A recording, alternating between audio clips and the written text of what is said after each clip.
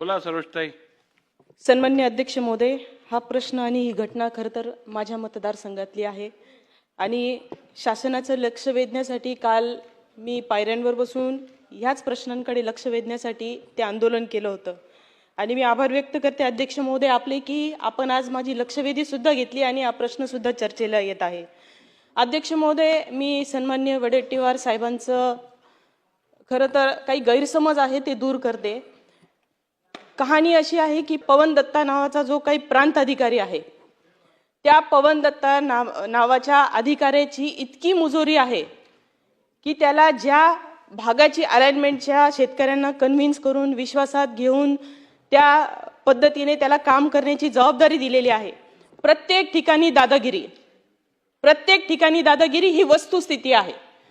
आणि वडेट्टीवार साहेब, आपण तो चांगला अधिकारी आपल्यासाठी असेल, परंतु आमचा अनुभव अत्यंत वाईट आहे. महिलांना मारहाण झालेली आहे ही सत्य बाजू आहे.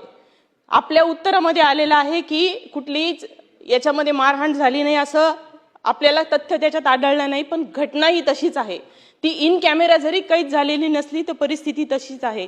प्रचंड मुजोरी जेव्हा हा अधिकारी गोवर्धन भागामध्ये, मुगसरा भागामध्ये त्या शेतकरी बांधवांसोबत मोजणीसाठी गेलेला आहे, त्या वेळेला तिथल्या शेतकरी बांधवांचे लोकप्रतिनिधी म्हणून जेव्हा पण मला फोन आले होते त्यावेळेला मी त्यांच्याशी फोनवर संवाद साधण्याचा प्रयत्न केला, परंतु इतका मुजोर अधिकारी आहे हा फोन सुद्धा घेत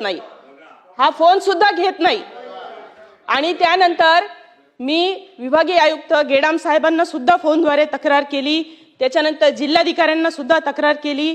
त्यांनी हेमांगी पाटील मॅडम आहेत ॲडिशनल कलेक्टर, त्यांच्या माध्यमातून त्यांना समज देण्याचा प्रयत्न केला. ही खरी घटना आहे.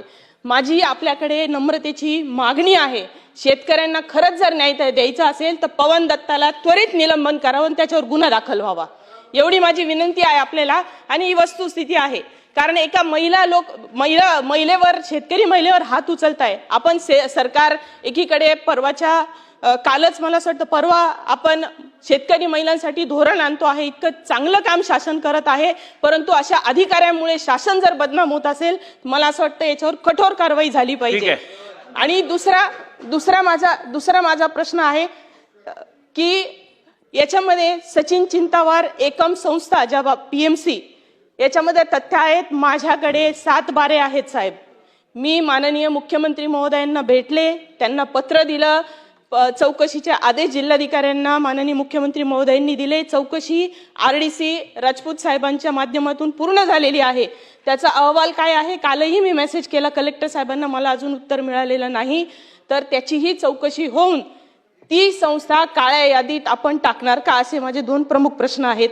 याच्यामध्ये MSRDCचे जे अधिकारी आहेत दिलीप आकाराम साळुंखे यांच्या मालकीची या अलाइनमेंटमध्ये जमीन आहे ज्याला फ्रंट मिळालेला आहे.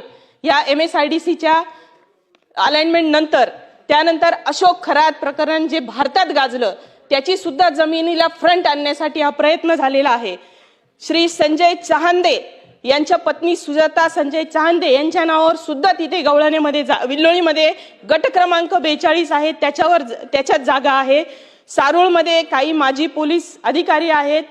बिल्डरांना हाताशी धरून या संपूर्ण अलाइनमेंटमध्ये शेतकऱ्यांवर अन्याय करून ह्या सर्व अधिकाऱ्यांच्या, बिल्डरांच्या, इन्व्हेस्टर्सच्या अलाइनमेंटमध्ये यांचा जागेला फ्रंट येण्यासाठी ही सर्व ॲडजस्टमेंट झालेली आहे. त्याच्यावर माझं खरं तर ऑब्जेक्शन आहे. आणि या सर्वांवर ज्यांचे मी आपल्याला आज दुपारी पत्र देते आणि पुराव्यानिशी देते, हे पुरावे सर्व आपण चौकशी करा, याची एक SIT चौकशी लावा, एवढी माझी नम्रतेची विनंती आहे. आपण SIT चौकशी लावणार का? अध्यक्ष महोदय, मी कधीच कुठल्या अधिकाऱ्याला प्रोटेक्शन करत नाही, माझा स्वभाव नाही. पण यामध्ये ही गोष्ट खरी आहे की जेव्हा तिकडे मॉब तयार झाला, ठीक आहे, तिथे काही आक्षेप होते, मोजणी करू नका, ते माझ्याकडे आले होते. त्यांना मी सांगितलं की बाबा रिंग रोड करावा लागेल, रिंग रोड हा भविष्य आहे, कुंभमेळा आहे आणि त्यामुळे हे करावं लागेल. पण एखाद्या अधिकाऱ्यासमोर जेव्हा ज्या पद्धतीनं मी ते व्हिडिओ बघितले किंवा ज्या पद्धतीचं तिथे वातावरण होतं, आता तिथल्या महिला, तिथले हे मान्यच आहे की त्या शेतकऱ्यांना ते भूसंपादन मान्य नाही आहे, तिथे बाजारभाव मान्य नाही आहे, त्यांना तिथे मोजणीची भीती वाटतं की बाबा एकदा मोजणी झाली की आता आपल्याला पुढं तर सरकार जसं म्हणून तसं वागावं लागेल, कारण मोजणी जर करून दिली नाही तर खरा न्याय मिळेल असा आता शेतकऱ्याचा समज झाला. कारण मोजणी केली का मग त्यांचं संपलं असं त्यांना आता महाराष्ट्रात वाद झाला आहे. लँड ॲक्विजिशनमध्ये मोजणीच महत्त्वाची असतं आणि त्यामुळं अलाइनमेंट फिक्स करताना पुढं न्याय मिळणार नाही या भीतीने त्यांनी केला. शेतकऱ्यांची काही चूक नाही आहे, तिथल्या लोकांची काही चूक नाही, पण एक तिथे जे वातावरण तयार झालं होतं की रॉकेलच्या ज्या काही त्यांनी तिथे तयार केलं तिथे फार मोठे तिथे पुरावे पोलिसाकडे पुरावे आहेत.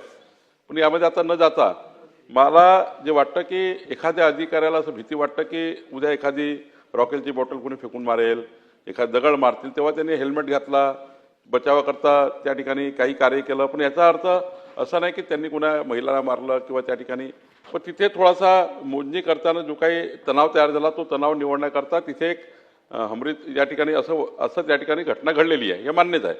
आता राहिला प्रश्न की तिथे आत्ता जे विजय वडेट्टीवारजीने आरोप केला, तुम्ही आरोप केला की या ठिकाणी अलाइनमेंट बदलली आणि ह्या जे आपण सांगितलं की सचिन चिंतावार, दिलीप साळुंके, अशोक खरातचे काही जमिनी, संजय चांदे, काही पोलीस अधिकारी, मी आपल्याला आश्वस्त करतो की ACS आमचे महसूल आहे यांच्या अध्यक्षतेखाली अजून काही 3-4 अधिकारी घेऊन एखादी जमाबंदी आयुक्ताला घेऊन उच्चस्तरीय आपण या ठिकाणी अलाइनमेंट का बदलल्या गेली, कुण्या व्यक्तीकरता बदलली का, कुण्या अधिकाऱ्याच्या जमीन संपादन करण्याकरता बदलली गेली का, मग जिल्हाधिकाऱ्यांनी अशी अलाइनमेंट का मान्य केली, आणि अशी अलाइनमेंट बदलताना पहिली अलाइनमेंट वगैरे तिन्ही अलाइनमेंटचा विचार करू काय झाला आहे.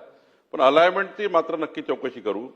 जे दत्ता या ठिकाणी तुम्ही सांगितलं पवन दत्ता, याचा फार काही तिथे एखाद्या अलाइनमेंट फायनल झाल्यानंतर जेव्हा त्यांच्याकडे ॲक्विजिशन जातं ते ॲक्विजिशन त्यांना करावंच लागतं, म्हणून त्या ठिकाणी थोडा त्यांनी तिथे तातडीनं करायचं आहे, कुंभमेळाच्या विचारात खूप लोक घाई करतायत. त्या ठिकाणी वेगवेगळे डिपार्टमेंट वेगळी घाई करताय कारण काम लवकर पूर्ण करायचं आहे.